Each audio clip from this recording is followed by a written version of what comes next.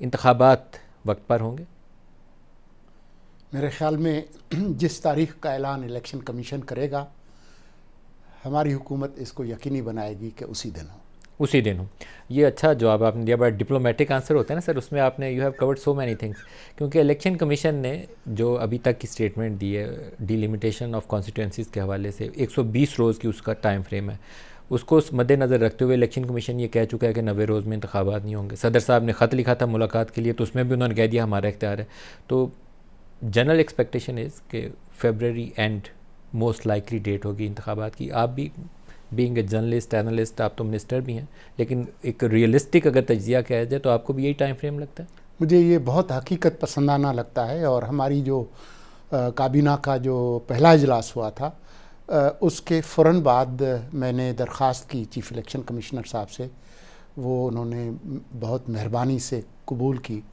और वो मुलाकात में मेरा जो पैगाम था वज़ीर आज़म का, वो यही था कि हम आपके पीछे खड़े हैं चट्टान की तरह।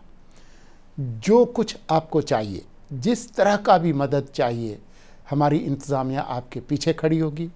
और जो आपका मैंडेट है आर्टिकल 218(3) के तहत आज़ादाना, मुनसिफाना, शफाफ इंतखाबात का, उसमें हम आपकी भरपूर मदद करेंगे।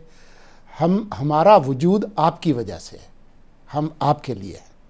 सर एक सवाल यहाँ उठेगा, अगर 90 रोज़ से आगे इंतखाबात जाते हैं तो ये एक आइनी मसला भी आएगा, क्योंकि कॉन्स्टिट्यूशन के अंदर निगरान हुकूमत के लिए एक अनस्पेसिफाइड पीरियड नहीं है दस्तयाब। तो उसके लिए क्या सुप्रीम कोर्ट से रुजू करेंगे, क्या करेंगे? देखें, हमने रुजू करने का अभी तक नहीं सोचा। अगर सोचा तो आपको बता देंगे। लेकिन मेरा ख्याल ये है कि